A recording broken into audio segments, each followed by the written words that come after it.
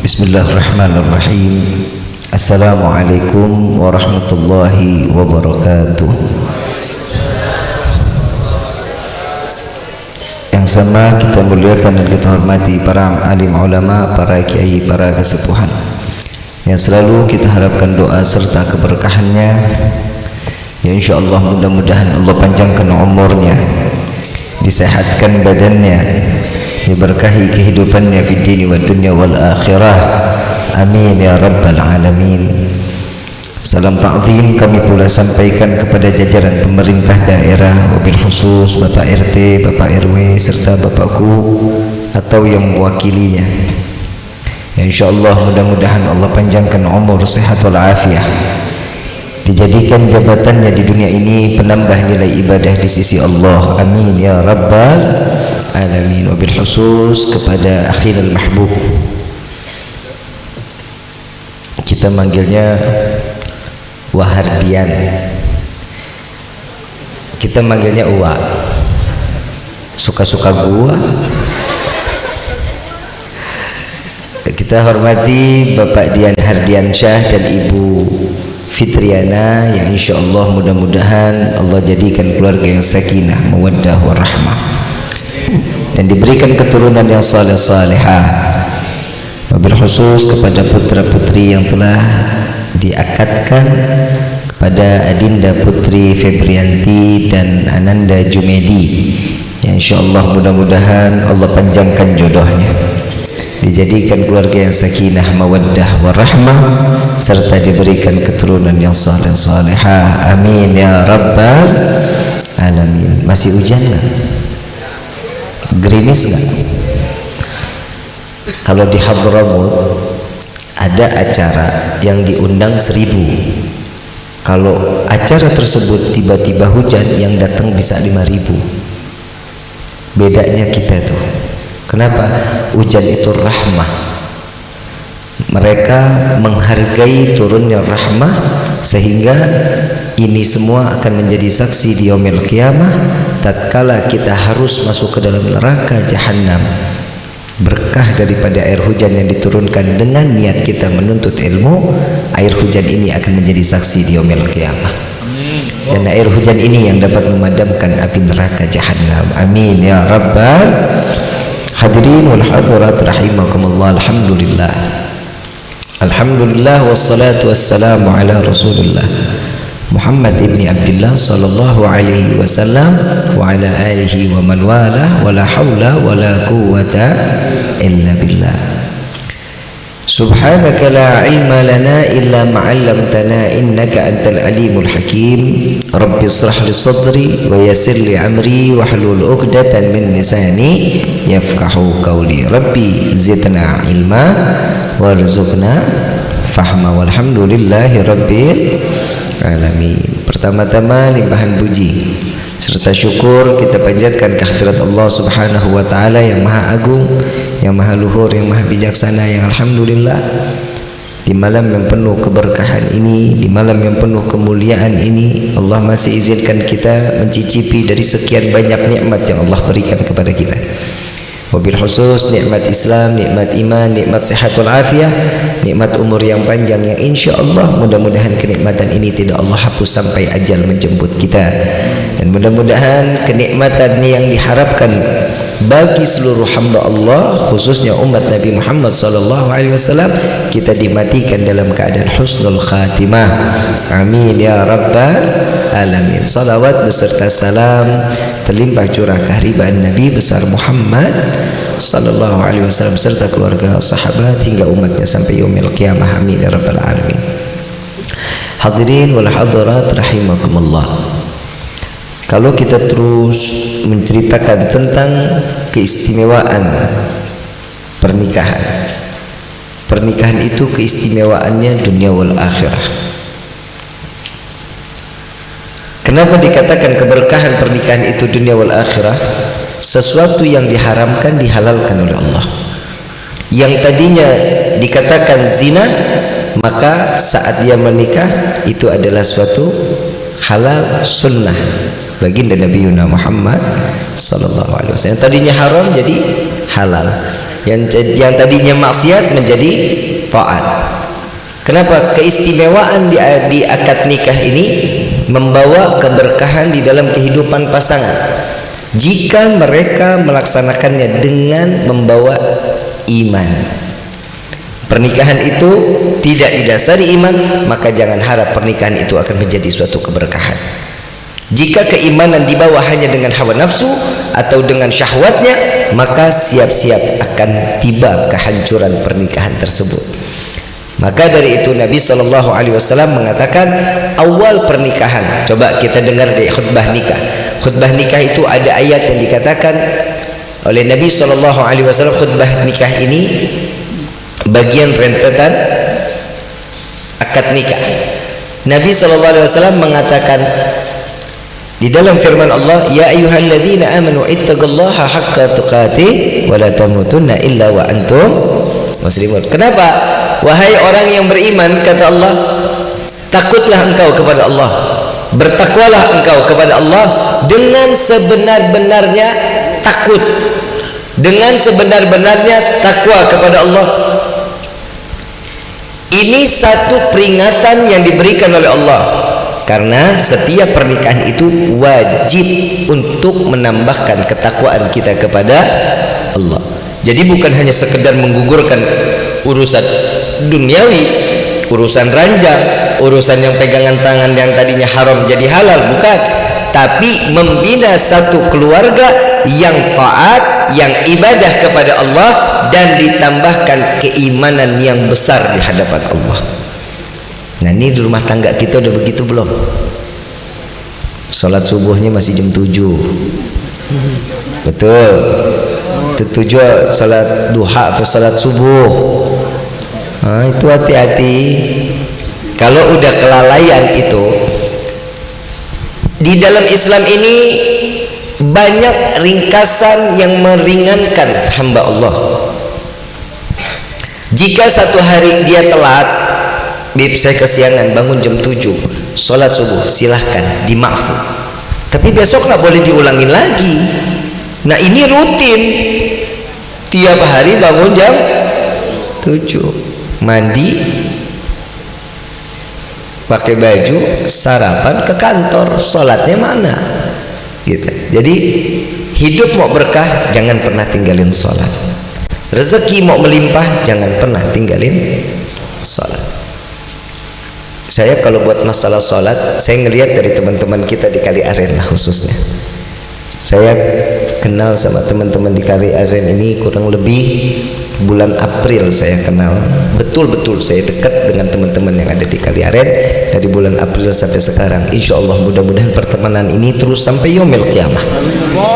Pertemanan ini yang bisa membawa kita satu manfaat sehingga kita bisa mendapatkan saling syafaat kelak di yaumil qiyamah. Amin ya rabbal alamin. Buat teman-teman yang ada di Kali Aren, khusus yang buat teman-teman kita nih, kecuali Ajay. Ada tidur. Ada tak Ajay? Duhanya luar biasa, wajib duhanya. Kenapa? Ini salah satu pintu rezeki yang dijanjikan oleh baginda Rasulullah Sallallahu Alaihi. Coba kebayang, mau kaya nggak? Mau kaya nggak? Lemes amat. Mau kaya nggak? Mau kaya apa mau berkah? Kaya nggak jadi.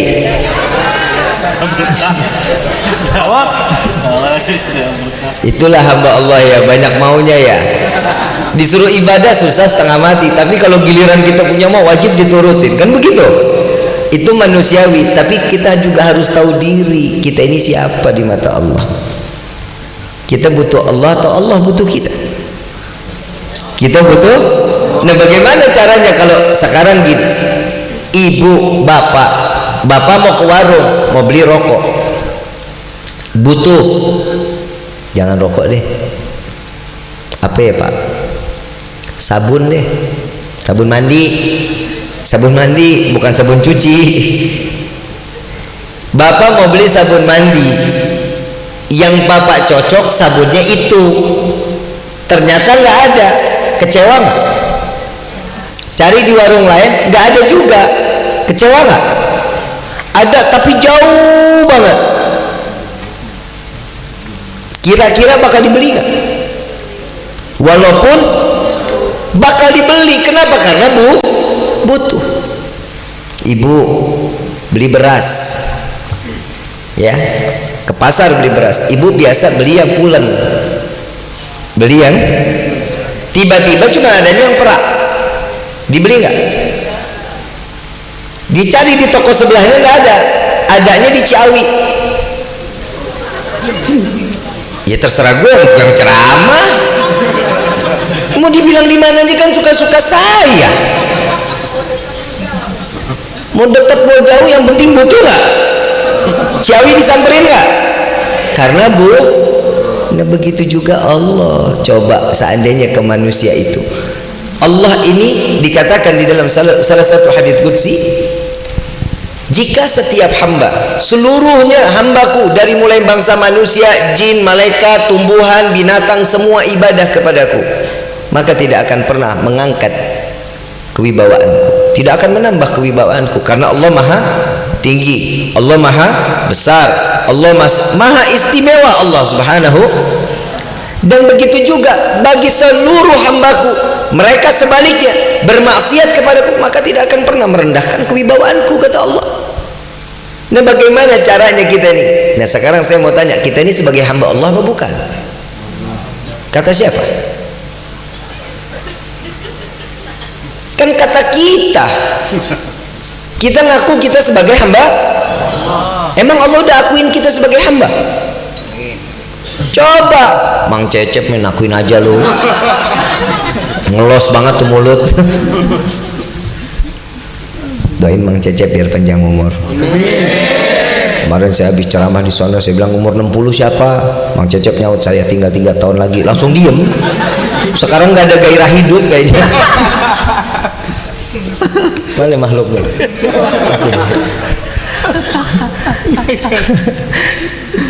Sampai di mana itu tadi? Gairah hidup. Kalau udah Mang Cecep kayaknya pada senang banget anak-anak lu, dosa lu.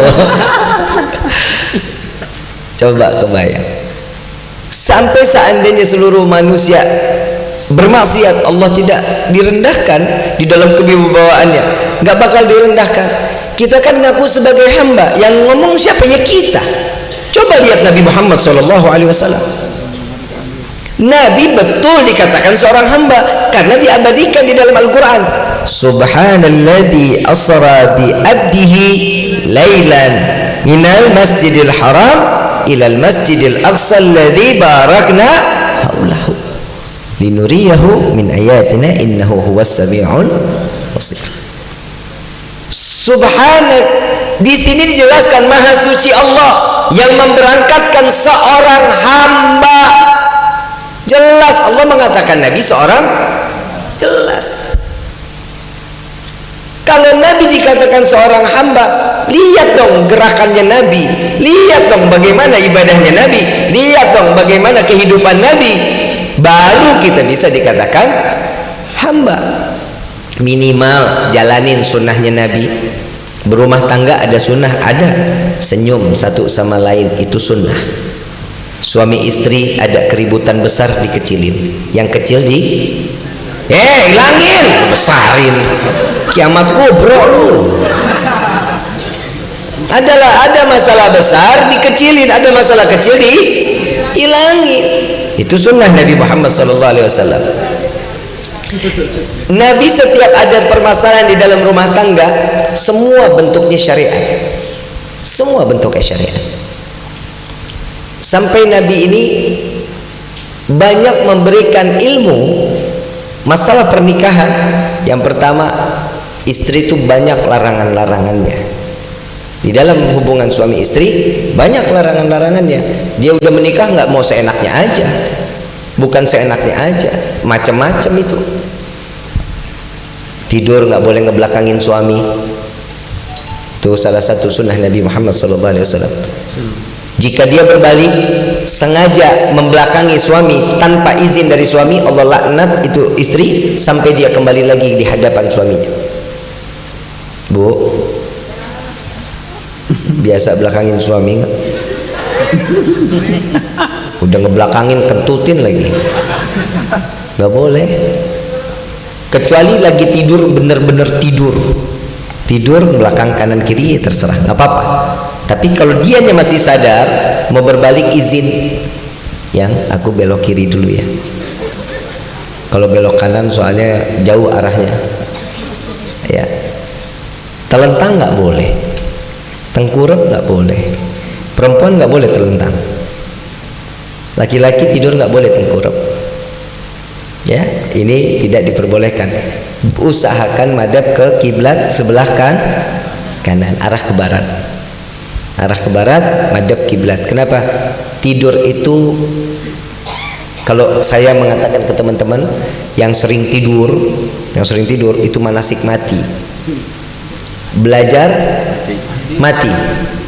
Karena kematian itu ya sama udah sama tidur. Setiap orang yang beriman soleh, banyak amalannya, pahalanya dia banyak, salatnya dia bagus, baca Qur'annya dia bagus. Apa kata Nabi SAW? Diibaratkan mereka tidur dengan nyenyak sampai ketemu di yaumil padang mahsyar. Yaumil kiamah dia hancurkan, mereka bangkit.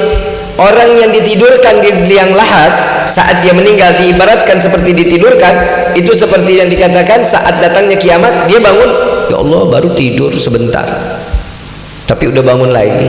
Tapi kalau orang yang penuh dengan dosa, saat dia tertidur bangkit kalang kabut, apalagi siksaan yang akan aku hadapi, katanya.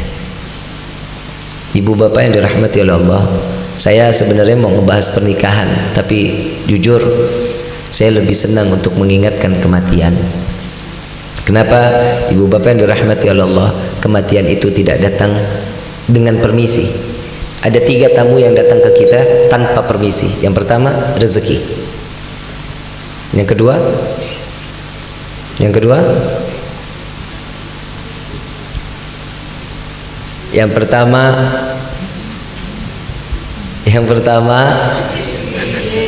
yang kedua jodoh, yang ketiga mati. Ini datang nggak bakal permisi sama kita. Mau suka mau nggak suka, mau datang ya udah, waktunya datang, nggak bakal bisa mundur, nggak bakal bisa maju. Sesuatu yang sudah ditetapkan oleh Allah tanpa adanya permisi, wajib kita harus terima. Kenapa? Karena itu hak setiap makhluknya Allah Subhanahu wa taala, kullu nafsin dha'iqatul, dan setiap manusia wajib diberikan rezeki oleh Allah Subhanahu wa taala. Apa rezeki itu? Jangan di pikiran kita nih rezeki itu berupa fulus. Jangan berupa fulus, mafi fulus mamfus. Kalau kita kan nyari duit mati-matian banget ya. Iya lebih bang, soalnya kalau lagi nggak punya duit tuh berasa pengen mati rasanya. Ini yang bahaya. Kenapa? Rezeki kan kita tahu Allah udah pasti takar buat kita rezeki. Nggak akan dikurangin rezeki buat kita. Sudah ketetapan Allah saat kita mau dilahirkan ke dunia itu, nama kita tuh udah ada. Di Lauhul Mahfuz sudah ditulis. Rifki umur sekian, matinya gue nggak mau ngomongin umur nih. Terus saya ngomong segitu betulan dicatat malaikat, kan bahaya juga itu. Habib takut mati, bukan takut mati, takut belum siap. Takut belum siap. Loh kenapa orang kita masih banyak dosa? Coba lihat kalau orang yang gak banyak dosa, kematian dikejar sama dia. Siap kapanpun saat kematian datang, siap. Kalau kita, padahal tidur itu kembangnya mati. Tapi kita mah tidur pulas-pulas saja ya. Kayaknya malam mulai agak gelisah tidur nih. Coba tuh seandainya ini malam kita tidur yang terakhir di dalam hidup kita. Persiapan apa yang bisa kita bawa di hadapan Allah? Orang saleh Para kiai, para alim ulama yang ada di kampung kita, nggak usah jauh-jauh lah. Mereka dengan amalan mereka, dengan sedekahnya, dengan sholat malamnya, dengan zakatnya, dengan qiyamul lailnya, mereka dengan akan bangga tatkala dia dicabut ruhnya oleh Allah, mati dalam keadaan husnul khatimah. Bangga mereka melihat surga saat sedang dimandikan, dipercepat. Kenapa? Karena dia sudah melihat surga. Saat dibawa ke masjid, dipercepat. Itu jawaban jenazah. Kitanya aja nggak dengar. Coba kalau kita dengar, bubar. Nah, jenazah bisa ngomong. Kan begitu kan? Kita ditutup pendengaran kita. Kalau dia orang ahli sorga, jenazah ini ahli sorga, dia bakal minta cepat, dipercepat. Saat sudah dibawa keluar dari masjid, dipercepat, itu akan terus berucap. Kenapa? Karena dia tahu ujungnya itu surganya Allah. Coba kalau orang yang nggak punya dosa, orang yang punya dosa begitu besar, tatkala dia mati, jangan cepat, jangan terlalu cepat. Ini bahasanya beda. Jenazah tersebut sama dengan orang yang ahli surga. Jangan terburu-buru, agak dilambat. Kenapa? Karena dia udah ngelihat neraka yang ada di hadapan. Yuk sama-sama kita raih kematian dalam keadaan husnul khatimah. Kematian yang selalu membawa kita dalam keadaan tenang. Bagaimana caranya? Gunain iman kita. Sisa di umur kita nih, imannya dijaga, jaga baik-baik. Insya Allah keimanan ini akan membawa kita sampai ke dalam surganya Allah. Kalau kita minta surga mah terlalu naif ya. Ya Allah minta masuk surga, sedangkan kita amalan nggak punya, kan? Sholat kita belentang-belentong. Kalau lagi iman naik, kalau lagi nggak punya duit, kontrakan mau dibayar, belum dibayar bulan-bulan, itu baru tuh, sholatnya, sujudnya lama banget sampai jidatnya pindah ke belakang. Lo betul, kenapa? Karena butuh. Coba seandainya surga itu kebutuhan kita, apa yang bakal kita jalani? Ibu bapak nggak bakal sempet duduk lama-lama di sini. Kenapa? Mau cepet-cepet ibadah lagi. Tapi orang yang menuntut ilmu ini pasti dosanya diampuni oleh Allah. Nafasnya akan dihitung dzikir di hadapan Allah. Dikit amat yang amin. Jika dia mati dalam keadaan husnul khatimah. Itu orang yang nuntut ilmunya Allah. Coba kebayang nggak, dari sekian banyak yang hadir, banyak juga yang di dalam rumah. Kenapa? Hujan. Betul. Padahal hujan ini rahmat dari Allah. Coba kalau kita nggak dikasih hujan, panas terus tiap hari, ngeluh lagi kita. Benar nggak? Tapi insya Allah mudah-mudahan Wahardian benar-benar acaranya ini digabul oleh Allah Subhanahu wa taala, mendapat pandangan rahmah dan ridha dari Allah Subhanahu wa taala. Amin ya rabbal hadirin wal hadirat rahimakumullah. Itu yang bisa saya sampaikan, karena setelah dari sini saya harus lagi ke Sukaraja Ciawi. Di Ciawi, saya jujur, saya keluar dari rumah itu setelah sholat subuh jam 5 subuh, saya jalan sama Ajono ke Jakarta. Jam 6 kita ke Jakarta, baru pulang tadi maghrib setengah 7, rapi-rapi langsung berangkat lagi ke sini. Saya belum tidur dari semalam. Ini malam saya harus berangkat lagi ke Sukaraja. Doakan, insya Allah lelahnya dinilai, hitung nilai ibadah kepada Allah. Dan ada kabar gembira khususnya untuk Kali Aren. Mau dengar nggak? Orang Kali Aren sekarang punya travel umroh. Alhamdulillah. Kira-kira kalau dibentuk travelnya udah siap nggak mau umroh bareng-bareng? Mau nggak? Insya Allah doakan, insya Allah akan launching.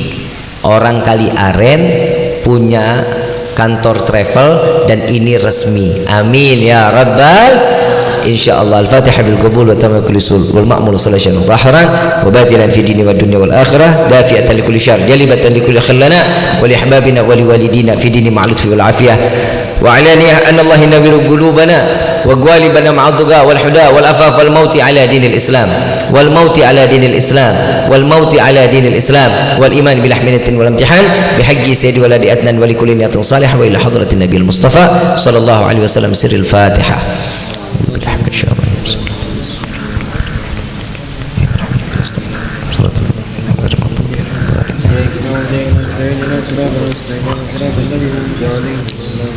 Yuk sama-sama kita salawat kepada Allah, kita salat buat Nabi sallallahu alaihi wasallam. Mudah-mudahan Allah dengar dan Allah ijabah, dan pastinya yang punya penyakit diangkat penyakitnya oleh Allah, diberikan kesehatan oleh Allah Subhanahu wa taala. Amin ya rabbal.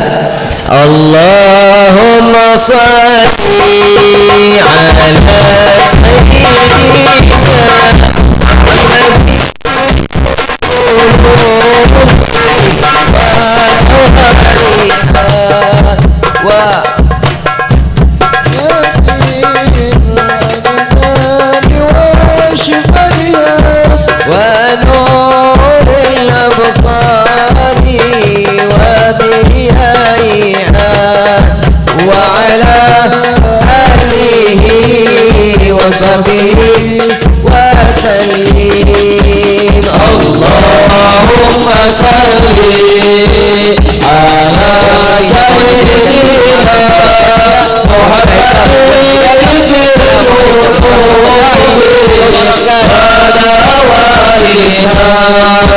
Wa